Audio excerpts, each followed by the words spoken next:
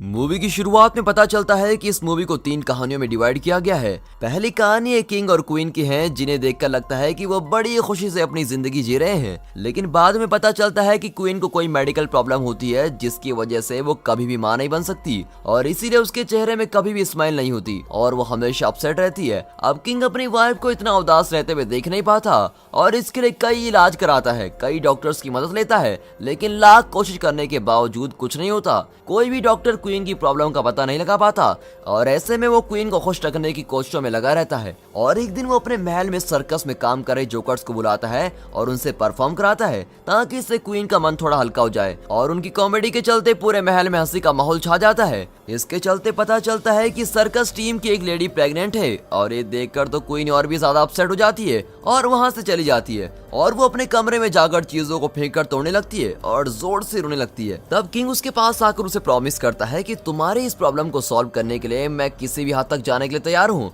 और ये मेरा वादा है।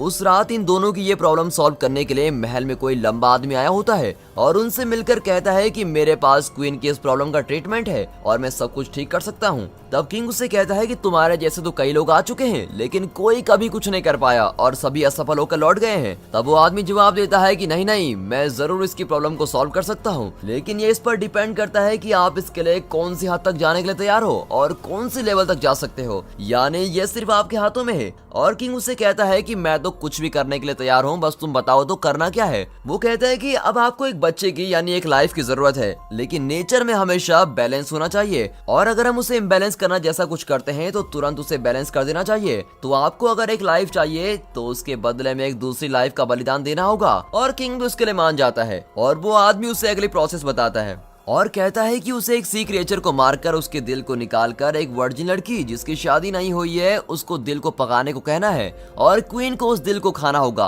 और ऐसा करते ही वो मां बन सकती है। और फिर अगले दिन किंग खुद ही उस क्रिएचर को पकड़ने के लिए एक जरूरी कॉस्ट्यूम्स पहनकर सी में उतरता है और वो गहराई में जाते ही उस क्रिएचर को देख लेता है जो एक मॉन्स्टर है और वो सो रहा होता है और किंग धीरे से जाकर उसे एक नाइफ से अटैक करता है और उससे लड़कर उसकी बॉडी को चीरकर फाड़ देता है। लेकिन इस फाइट में किंग भी घायल हो जाता है और वो मर भी जाता है, लेकिन मरने से पहले वो उस जानवर के दिल को निकालने में कामयाब हो जाता है और क्वीन उस दिल को बड़े प्यार से लेकर अपने महल में जाती है और उसकी एक प्योर वर्जिन मेड को उसको पकाने को कहती है। अब जब मेड उसको पका रही होती है तो वो कुछ अजीब सा फील करती है और उसको स्वेट होने लगता है। कुछ ही देर में अचानक वो भी प्रेग्नेंट हो जाती है और यहाँ क्वीन उस पके हुए दिल को खा लेती है और एज एक्सपेक्टेड वो भी प्रेग्नेंट हो जाती है। अब यहाँ क्वीन और वहाँ वो मेड दोनों सेम टाइम पर अपने बच्चों को जन्म देती हैं और दोनों ही बच्चे लड़के हैं। क्वीन के बेटे का नाम एलिस है और मेड के बेटे का नाम जॉन है। और अब 14 साल के बाद दिखाते हैं कि ये दोनों बच्चे बड़े हो चुके हैं और टीनेजर बन गए हैं। अब क्वीन भी हमेशा खुश नजर आती है क्योंकि वो एलिस की खुशी में अपनी खुशी ढूंढ लेती है और इसी तरह मेड भी जॉन के साथ खुश रहती है।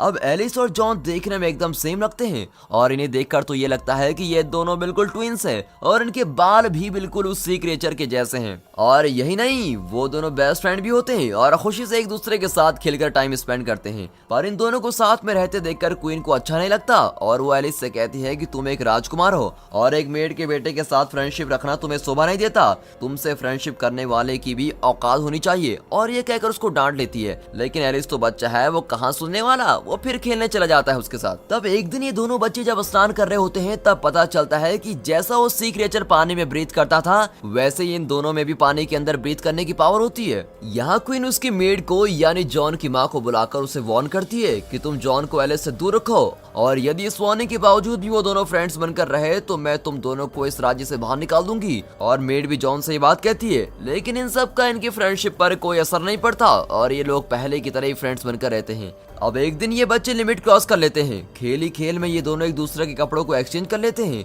और जॉन उस महल में एलिस बनकर चला जाता है। अब जॉन के महल पहुंचते ही क्वीन को उस पर शक होता है और वो उसकी बॉडी की स्मेल से पहचान लेती है कि ये तो एलिस नहीं है और इससे वो बहुत ही गुस्से में आ जाती है। फिर वो जॉन से उस राज्य को छोड़ने को कहती है, लेकिन एलिस उसे जाने नहीं देता और बार बार उसे जाने से रोकता है। पर जॉन कहता है, यार भाई, तुम्हारी माँ ने तो मुझे जाने को कहा है और मुझे जाना ही होगा। फिर एलिस उसे रोकते हुए कहता है, अगर तुम्हें कुछ हो गया तो मैं कैसे जी पाऊंगा। तब जॉन उसे एक ट्री के पास लेकर जाता है और उस ट्री पर एक छुरा लेकर हल्के से कट कर देता है, तो देखते ही उसमें से पानी निकलने लगता है और वो साफ पानी होता है। अब जॉन कहता है ये देखो, जब तक इस ट्री से ऐसा पानी निकलता रहा तो समझ लेना कि मैं जिंदा हूँ, और जिस दिन ये पानी खून में बदल जाए तो समझ लेना मैं किसी मुसीबत में फंसा हुआ हूँ और मेरी जान को खतरा है। और ये कहकर वो चला जाता है। फिर एलिस अब रोज उस ट्री के पास जाकर चेक करता है कि उसमें से पानी निकल रहा है या खून, और ऐसे ही चलते एक दिन अचानक ट्री से खून निकलने लगता है। अब ये देखकर जॉन कोई प्रॉब्लम में फंसा होगा, इस बात को समझकर एलिस अपनी माँ को बिना बताए वहाँ से भाग जाता है और जॉन को ढूंढता है। अब बहुत जगह पर ढूंढने पर और कुछ ट्राई करने के बाद उसको जॉन के घर का पता मिल जाता है और वो उस एरिया में पहुंचकर कैजुअली चल रहा होता है।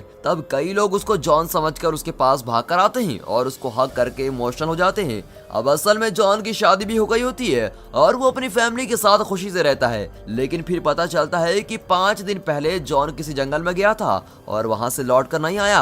अब ये खबर मिलते ही एलिस भी जंगल में जाकर जॉन को ढूंढने लगता है। यहाँ महल में क्वीन एलिस को ढूंढकर थक जाती है और वो फाइनली उस आदमी के पास जाती है जिसने उसे माँ बनने के उपाय दिए थे और उसे उसकी हेल्प करने को कहती है। तब वो फिर से वही डायलॉग बोलता है कि अगर तुम्हें तुम्हारा बेटा वापस चाहिए तो तुम्हें एक बलि देनी होगी, और क्वीन भी इसके लिए राजी हो जाती है। वहाँ जंगल में जॉन को एक गुफा के अंदर दिखाया जाता है और उसका पूरा शरीर खून से लथपथ होता है और वो बहुत ही ज्यादा घायल भी है। तब दिखाते हैं कि एक बड़ा मॉन्स्टर उसको अटैक करने आ रहा है और वो बचाव बचाव करके चिल्लाने लगता है। तभी उसकी आवाज को सुनकर एलिस वहां पहुंच जाता है और उस मॉन्स्टर की गर्दन पर छुरा घूमकर उसको मार डालता है और जॉन को बचा लेता है। फिर एक ट्विस्ट दिखाते हैं कि इस मरे हुए मॉन्स्टर का रूप धीरे धीरे बदलने लगता है और पता चलता है कि वो एलिस की माँ है, यानी क्वीन है। अब जैसे उस आदमी ने कहा होता है कि एक लाइफ को बचाने के लिए दूसरी लाइफ की बलि देनी होगी, ठीक वैसे यहाँ उसकी माँ ने अपनी जान देकर उसकी जान बचाई होती है। अब एलिस महल में लौट आता है और वहाँ का राजा बनकर रूल करने लगता है। और इसी के साथ दोस्तों ये पहली कहानी खत्म होती है।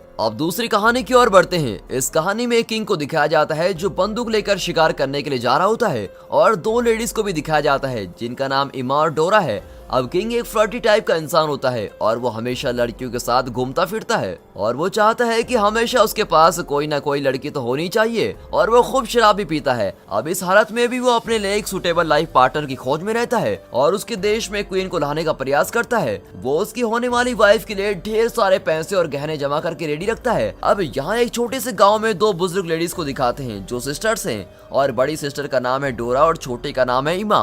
डोरा एक सेल्फिश लेडी है जबकि इमा एक स्ट्रेट फॉरवर्ड यानी सीधे मुंह तोड़ सवाल जवाब वाली। वो कभी घर के बाहर नहीं निकलते हैं और अब तक इन्होंने शादी भी नहीं की होती है, और अब ऐसे चलते बिना शादी के इन्हें इस घर में ही रहकर मरना ही था। लेकिन घर के अंदर ही रहने से ये दोनों ज्यादा बातें न करने की वजह से इनकी वॉइस बड़ी स्वीट होती है, यानी उम्र के हिसाब से देखा जाए तो इनकी आवाज यंग लेडीज की आवाज की तरह होती है। अब ऐसे में एक दिन किंग इनके घर के बाहर से गुजरते समय डोरा अपनी सुंदर आवाज में गाना गाती है, और ये वॉइस सुनकर किंग उस वॉइस वाली लेडी यानी डोरा को देखने की बहुत ही बड़ी इच्छा होती है, और वो सीधे उनके घर के दरवाजे के पास खड़े होकर कहता है एक बार मुझे तुम्हारा चेहरा दिखा दो। वो तो सोचता है कि ये ऐसी आवाज वाली कोई यंग लेडी होगी। अब डोर नॉक करने वाला इंसान किंग है, ये पता चलते ही दोनों बहनें डर जाती हैं और सोचती हैं कि अगर किंग को पता चले कि हम ओल्ड लेडीज हैं तो वो गुस्से में हमको मार भी सकता है, तो अब हम क्या करें। अब थोड़ी देर बाद वो एक प्लान बनाते हैं। अब क्योंकि किंग सिर्फ उनकी वॉइस सुन सकता था, वो घर के अंदर से कहती है कि आज नहीं, आज अचानक आप मुझे बुला रहे हैं तो मैं कंफर्टेबल नहीं हूँ,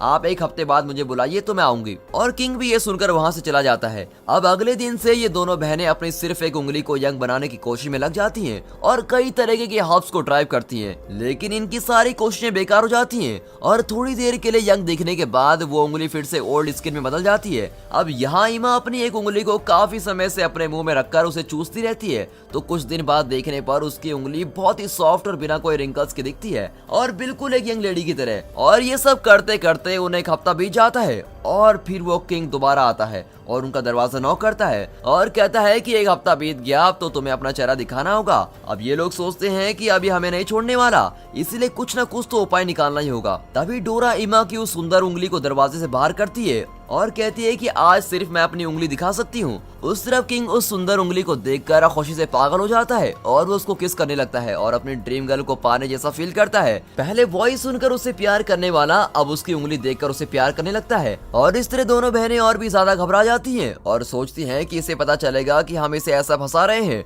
तो ये तो हमारी जान ही ले लेगा। फिर किंग कहता है मुझे तुम्हें देखना है और तुम्हारे साथ रहना भी है। तो डोरा अंदर से आवाज देती है ठीक है मैं एग्री करती हूँ, लेकिन क्योंकि मैं एक शाई टाइप की लड़की हूँ, इसीलिए मैं एक रात के समय मिलूंगी और आप ये अरेंज कीजिए कि उस रात कहीं भी कोई दिया या उजाला नहीं होना चाहिए, बल्कि वहाँ पर पूरा अंधेरा होना चाहिए और ऐसे में ही मैं आपके साथ रहूंगी। क्या आपको मंजूर है? और किंग कहता है हाँ बिल्कुल मंजूर है और चला जाता है। अब इमा डोरा के बैग में दिख रहे रिंगल्स को हटाने की कोशिश में लग जाती है। इस ओल्ड एज के रिंगल्स को हटाने के लिए वो उन्हें टाइट से पकड़कर इन्हें ग्लू से चिपका देते हैं और फिर देखते देखते सारे रिंकल्स खत्म हो जाते हैं और टच करने पर उसकी स्किन बिल्कुल टाइट हो जाती है और एक बुढ़िया की स्किन लगती ही नहीं। फिर वो डोरा को वहाँ से जाने के लिए रेडी करती है और किंग का एक सोल्जर उसको लेने वहाँ पहुँचता है। अब उसके साथ चलते समय सोल्जर उसके रास्ते में दिख रहे दिए को बुझाते हुए चलता रहता है क्योंकि डोरा ने ऐसी कंडीशन ही रखी थी। अब वो महल में उसे कमरे में लेके जाता है जहाँ पूरी तरह से अंधेरा होता है और किंग भी डोरा के साथ अपनी रात गुजारता है और सब ठीक ठाक चलता है। लेकिन किंग को अपनी लवर का चेहरा देखने का मन करता है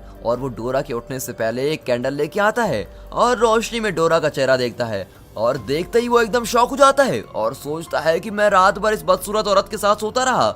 फिर वो गुस्से में आकर उसके सोल्जर को कहता है कि इस बुढ़िया को खिड़की से बाहर फेंक दो और सोल्जर तो इसको उठाकर बाहर फेंक देते हैं। लेकिन गिरते समय नसीब से उसकी ड्रेस और बेडशीट्स पेड़ों पर अटक जाते हैं और झूला जैसा बन जाता है और डोरा नीचे गिरने से बच जाती है। और उसी समय वहाँ एक विच आती है और उस पर कुछ मैजिक करके कहती है कि इस ओल्ड लेडी को फिर से यंग बना दो और वो डोरा को एकदम यंग और सुंदर राजकुमारी जैसा बना देती है। अब अगले दिन किंग उसी जंगल में शिकार करने के लिए दोबारा जाता है और वो उस जंगल के बीच में खड़ी सुनहरी बाल वाली लड़की डोरा को देख लेता है और उससे पहली नजर में प्यार हो जाता है। वो डोरा को उसके महल में ले जाकर सबको बताता है कि ये मेरी होने वाली बीवी है। अब प्रॉब्लम यह है कि डोरा को वो कैसे यंग बनी इसका कोई अंदाजा नहीं होता और उस विच ने ऐसा क्या किया ये भी उसको याद नहीं। अब इन दोनों की शादी फिक्स होती है और डोरा इमा को अपनी शादी पर इनवाइट करती है। उस इनविटेशन कार्ड के साथ ही एक कॉस्टली ड्रेस भी भेजती है और इमा भी उस महल में पहुंच जाती है और वहां डोरा से मिलते ही उसे विश्वास नहीं होता कि ये डोरा है, वो भी इतनी यंग और सुंदर। और वो उससे पूछती है कि तुम इतनी सुंदर कैसे बनी? तो इसके जवाब में डोरा कहती है कि मैंने अपनी बूढ़ी स्किन को नाइफ से कट करके उतार दिया है और धीरे धीरे मैं असली यंग लेडी में बदल गई हूँ। और ये कहकर वो उसको बाहर भेज देती है। अब इमा भी अपने घर लौटने के लिए निकलती है और घर जाते समय वो सोचती है कि अगर डोरा इतनी खूबसूरत बन गई तो मैं क्यों नहीं बन सकती?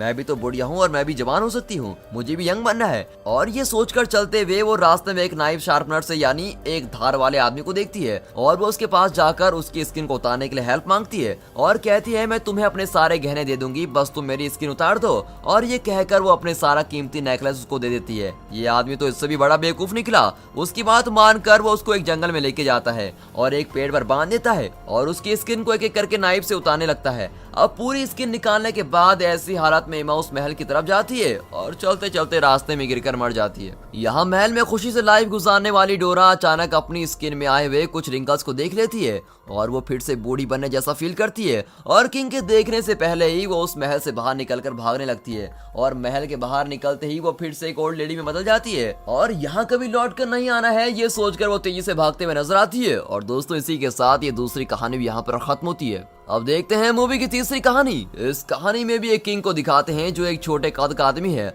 और वो कुछ अजीब टाइप का है। उसकी वाइफ कई साल पहले मर चुकी है और उसकी एक बेटी होती है जिसका नाम वॉयलेट है और किंग वॉयलेट को दिल से प्यार नहीं करता। अब एक दिन किंग उसके हाथ पर एक पैरासाइट इंसेक्ट को देखता है जो उसका खून पी रहा होता है। अब उसे मारकर भगाने के बजाय वो उसको खुद अपना खून देता है और उसको पालता है। ऐसे ही रोज चलता है और वो पैरासाइट खून पीकर बड़ा होने लगता है। यहाँ वॉयलेट अपनी शादी के सपने देख रही होती है और उसको राजकुमार कैसा होगा, कहाँ से आएगा, इन सब के बारे में सोचने लगती है। लेकिन किंग को इन सब में कोई इंटरेस्ट नहीं होता। अपनी बेटी की शादी के बारे में सोचने के बजाय वो उस पैरासाइट को पालना और उसके साथ खेलने में लगा रहता है। अब एक दिन उसने जिस पैरासाइट को बड़े प्यार से पाला होता है वो बड़ा होकर कोई डिजीज से मर जाता है। फिर किंग उसकी बेटी की शादी करने की बात करता है और उसके लिए वो एक कंपटीशन रखता है और कहता है उस कंपटीशन में जो जीतेगा उसी से मेरी बेटी की शादी होगी। और वायलेट भी इसके लिए मान जाती है पर वो थोड़ा अपसेट होती है क्योंकि उसने अपने होने वाले हस्बैंड को खुद ही चूज करना था पर उसके पिता ने जल्दबाजी में सब कुछ अरेंज कर दिया है और किंग की बातों का मान रखने के लिए वो राजी हो जाती है। अब इस कंपटीशन के चर्चे उस देश में ही नहीं बल्कि बाहर के देशों में भी होने लगते हैं। तो कंपटीशन ये होता है कि किंग ने उस पैरासाइट की स्किन निकाल कर महल में रखी होती है तो आने वाले राजकुमारों को उसे देखकर ये पता लगाना होता है कि इस इंसेक्ट का नाम है क्या। और किंग कहता है कि उसे जिसने सही से पहचाना उसी से मेरी बेटी की शादी होगी। अब वहाँ कई युवक आते हैं और उस स्किन को गौर करते हैं और उसको टच करके फील भी करते हैं लेकिन कई टेक्निक्स और कोशिशों के बाद भी वो उसका नाम नहीं पहचान पाते।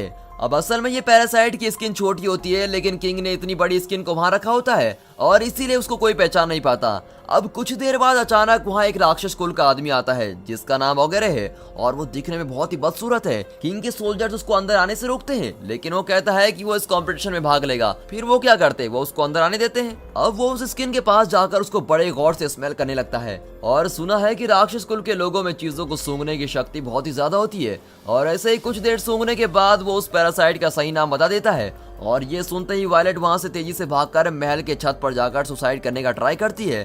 तभी किंग उसके पीछे भागकर उसको रोकता है और उसे समझाता है कि मैंने उसे अपना वचन दिया है और एक राजा का वचन भगवान के वचन के समान होता है। तुम मर गई तो यहाँ मेरा वचन कौन निभा सकता है, प्लीज मेरी बेटी वचन का मान रखो। और ऐसा सब कहकर उसे बहलाता है और फाइनली वो एग्री करती है और ओगरे उसे अपने साथ लेकर जाता है। वो एक पहाड़ पर एक गुफा में रहता है और वो वायलेट को उठाकर उस पहाड़ पर चढ़ाकर उसी गुफा में जाकर उसको बंद कर देता है। फिर वायलेट कई दिन वहीं बैठकर रो रही होती है। अब एक दिन ओगरे जब शिकार करने निकलता है तब वायलेट सामने वाले पहाड़ पर एक लेडी को देखती है और वो उसको बचाने के लिए रिक्वेस्ट करती है और उसके साथ क्या हुआ ये सारी बातें बताती है। अब ये सुनकर वो लेडी भी इस पर तरस आकर इसकी मदद करने के लिए राजी हो जाती है और थोड़ी देर बाद वो अपनी फैमिली में से और भी कई लोगों को वहां लेकर आती है और वो उनसे वायलेट को इस पहाड़ पर कैसे ला सकते हैं इसके बारे में बात करती है और उन्हें इसका सोल्यूशन भी मिल जाता है। लगता है ये सब सर्कस में काम कर रहे होते हैं। ये लोग इस पहाड़ से उस पहाड़ तक एक लंबी रस्सी बांधकर उस रस्सी पर चलने वाले और पहले कई बार ऐसे चलकर एक्सपीरियंस होने वाले एक इंसान की हेल्प लेते हैं और वो भी वायलेट को उठाकर धीरे धीरे रस्सी पर चलकर उसको पार कर लेता है और वहाँ ऑलमोस्ट पहुंच ही रहा होता है। पर अचानक ओगरे उस पहाड़ पर आकर उस रस्सी पर चलने लगता है और वो आदमी भी उस पार पहुंच जाता है और सर्कस वाले उस रस्सी को काट देते हैं और ओगरे उससे नीचे गिर जाता है। अब ये सब सोच रहे होते हैं कि वो पहाड़ से गिरकर मर गया होगा। तभी कुछ दिन बाद वो वापस आता है और उसे कई जख्म भी आए होते हैं। वो उस सर्कस वाली फैमिली जिसने वायलेट को बचाया था उनके घर को ढूंढ लेता है और उन्हें एक एक करके सभी को मार डालता है और फिर वो वायलेट को देखता है। वायलेट के भागने पर वो उसका पीछा करता है और वायलेट एक गुफा के अंदर छिप जाती है, लेकिन वो उसको ढूंढ लेता है और वहां जाकर उसको पकड़ लेता है। अब वायलेट के पास और कोई रास्ता न होने पर वो उसको एक्सेप्ट करने जैसा हक करती है और ओगरे का भी गुस्सा कम हो जाता है। तब चांस मिलते ही वायलेट उसकी गर्दन काटकर उसको मार डालती है और वो उसका सर काटकर उसे अपने हाथों में पकड़कर खून से भरे शरीर के साथ उसके महल में जाती है और उसके पिता यानी किंग से मिलती है और वहां आकर कहती है मेरे लिए आपने जिसको चुना था उसको देखिए, आपके दामाद को देखिए कहकर फूट फूट कर रोने लगती है और किंग को भी उसकी गलती का एहसास होता है और वो वायलेट से माफी मांगता है और उसकी गलती का प्रायश्चित करने के लिए वो वायलेट को उस राज्य की रानी बना देता है और सभी लोग वायलेट की क्राउन सेरेमनी बड़ी धूमधाम से मनाते हैं। और इसी के साथ ये तीसरी कहानी दोस्तों यहाँ पर खत्म होती है।